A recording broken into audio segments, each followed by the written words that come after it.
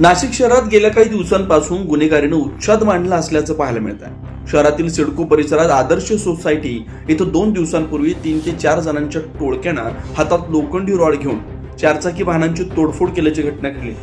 यामुळे परिसरात भीतीचं वातावरण निर्माण झालंय। शनिवारी रात्री 8 ते 8:15 वाजताच्या दरम्यान 3 ते 4 अज्ञात तरुण अचानक आदर्श सोसायटी परिसरात आले। यावेळी त्यांच्या हातात काही लोखंडी रॉड देखील असल्याचं नागरिकांनी सांगितलं। दरम्यान त्यांनी रस्त्याच्या कडेला उभ्या असलेल्या अनेक चारचाकी वाहनांच्या काचा फोडून मोठ्या प्रमाणात नुकसान देखील केलं। या घटनेनं परिसरात मोठी खळबळ उडाली। राजेश पाध्ये, आदर्श सोसायटी, सिडको ऑफिसच्या मागे। आता आम्ही घरात सगळे बसलेले असताना बाजूच्या आमच्या सोसायटीतले अमर वजरे आणि दिनेश वाकरकर यांच्या गाड्या फोडल्या 2 जणांनी आणि ते या गल्लीतून पसार झाले। नेमकं कशाने फोडलं, कोण होते? काठीने फोडल्या आता कोण होते ते नाही लक्षात आलं। आम्हाला वाटलं 2 जण होते। आम्हाला नडल्याचा आवाज वाटला म्हणून मग आम्ही काय बाहेर आलो नाही। माझं नाव अमर वजरे, मी राहिला आदर्श सोसायटी सिडको ऑफिसच्या मागे आहे। सदर हा आमचा सोसायटीचा परिसर असून इथे आमच्या सर्वांच्या गाड्या पार्क असतात। त्या पद्धतीने इथे एक माझी गाडी समोर खाली आमचे एक वाकारकर म्हणून राहतात, त्यांची गाडी अशा इथे 5-6 गाड्या आम्ही पार्क केलेल्या होत्या।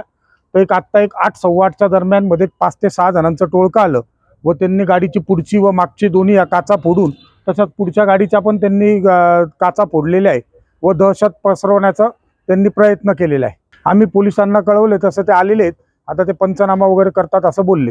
एक साधारणतः इथलं लेडीज आहेत, त्यांनी सांगितलं की 5 ते 6 जण होते म्हणून त्यांच्या हातात काहीतरी रॉड वगैरे होते व त्यांनी हा प्रकार केलेला आहे। सदर प्रकारची माहिती अंबड पोलिसांना मिळताच त्यांनी तातडीने घटनास्थळी दाखल होऊन परिसराची पाहणी करत सीसीटीव्हीच्या आधारे संशयितांचा शोध सुरू केला। या टोळक्यानं नेमका कोणत्या कारणातून तोडफोड केली याचा तपास सुरू आहे। लवकरच त्यांना ताब्यात घेतलेला असा विश्वास देखील पोलिसांनी व्यक्त केला।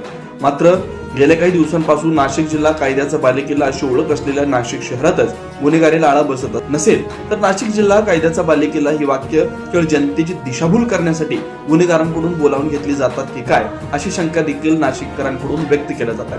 त्यामुळे अशा टवाळखोरांवरती पोलिसांनी एकदा कठोर कारवाई करावी अशी मागणी परिसरातील नागरिकांकडून होते। 9 न्यूज महाराष्ट्र ब्युरो, नाशिक।